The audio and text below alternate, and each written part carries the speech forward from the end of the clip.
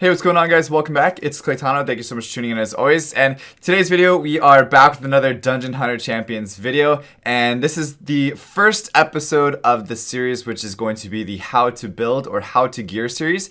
And each video that I do of these, I will be taking one champion, telling you guys exactly how to gear it, what are the best options for it, how to build it early game, how to build it late game, where you should use it, and just basically give you guys a full rundown of the champion. I'm going to use some pretty common ones in the beginning, so if you guys do have a suggestion of one specific champion that you want to check out in the next episode, go ahead and throw your comments down below. Also, if you're new to the channel and you don't know already, every time you comment on a video, you're automatically entered in to win a gift card giveaway that I do on every single video. All you have to do is make sure that you're subscribed to the channel and then comment down below.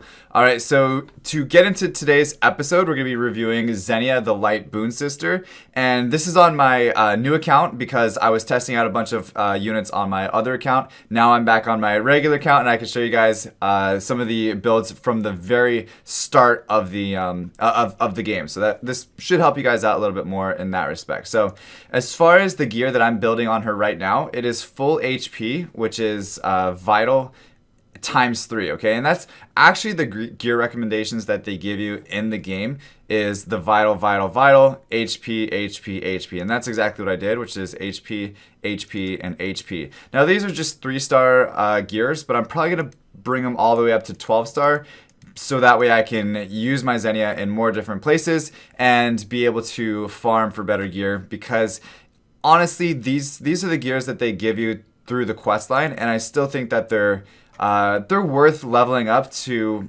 plus 12 for right now. Okay, now you're gonna get better gear along the way, and I personally don't necessarily agree with this set as you get into higher levels of Widow, because Xenia is actually really good in Widow 10, and she's really good in Elder Drake 10. So really, she's just an all-around good unit, and you guys have to make sure that you're farming her when the light raid comes out. I'll show you guys where to get her. You go to boss raids, and then see on Sunday it'll have the light Demon King come out, and you guys can farm her right there. It is going to take you guys quite a long time. You can also summon her from an LD scroll or LD disc, and you guys can get her straight from there, which should save you a ton of time if you do happen to get lucky and get one from the LD disc. But as far as what you're going to be building on her late game, I recommend building her on Adept once you get the Adept gear, and still go HP, HP. And actually the accuracy is what I have on her right now, because accuracy is super important, and it's not an easy stat to get when you're first starting and you don't have like 6-star or 5-star gears yet. And I figured it would be really, really important to put the accuracy on her bracer. And the reason being is because mainly in Widow, you're going to be absolutely having to remove either immunity or invulnerability, and if she misses one of those debuffs from her first skill, which is the Scourge, cracks a whip of water, damages enemies, and removes 3 buffs from each of them. If she misses that skill, that's gonna hurt your team, and it's really gonna make the consistency of your runs go way down just because of her accuracy alone. Now keep in mind, you can also build that accuracy stat from synergy traits, which are the if you go here and look at, like, say this unit, the synergy trait, there are some units such as the Snake Ladies that actually increase your accuracy, and if you are planning to use that, then it's easier to get accuracy, and you may not have to go with accuracy on your bracer.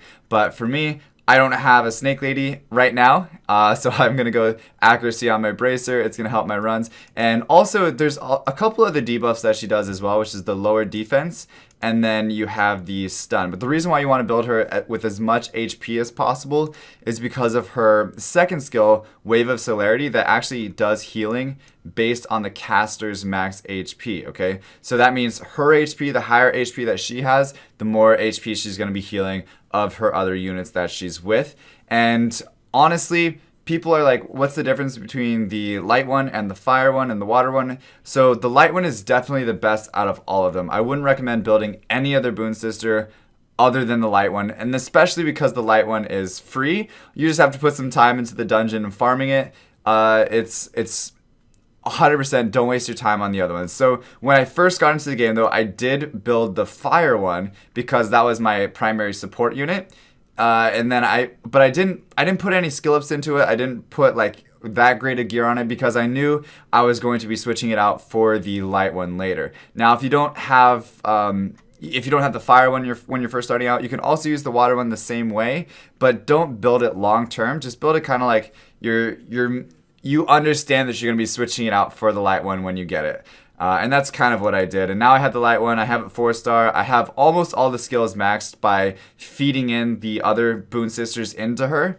And then once the light dungeon comes around again, I'm going to try to ascend it so that way she can get some better stats from that. And she'll actually get more HP, so then she'll heal more when I ascend her. So it's pretty good. As far as where to use her, like I said, it's going to be really good in Widow 10, and it's going to be good in Elder Drake 10. It's also good in Ultimate Blitz. It's really good in Arena Defense, Arena Offense, really everything because of her Wave of Celerity that sets her apart from the other ones.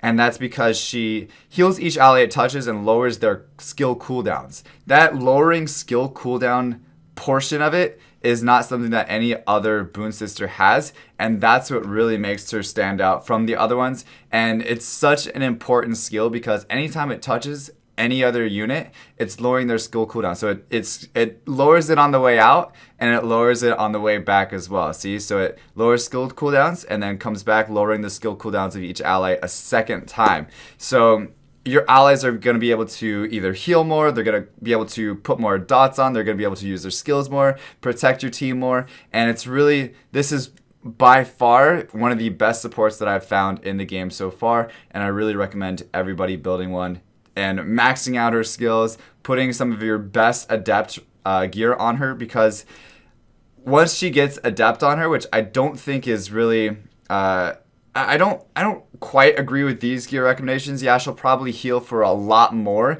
if you have HP, but and vital ×3. But I think adept is really, really strong on her. I personally, when I had my other account that I was testing units on, I built mine with adept, and I built it HP, and I had precise gear on it to give it that extra accuracy, to try to get it really above like 60% is your goal to get the accuracy on her. So if you still need to go accuracy on the bracer, then do so. If you can get it through either the precise set, which actually gives you an accuracy bonus on your gear, then definitely go HP on that bracer, so that way she can get higher heals, support her units a little better.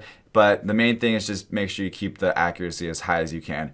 Alright, but aside from that, guys, that's it for today's video. Hopefully this helps you guys out in building your Xenias or the Light Boon Sister. If you guys have any questions, go ahead and drop your comments down below. I'll try to get to as many as I can. And if you are kind of looking at the comments, feel free to jump on and answer some of the questions as well, because I honestly can't get to all of them all the time, but I do my best. So other than that, guys, thank you so much for watching. As always, stay soupy, don't be potatoes, and I'll see you guys next time. All right, peace.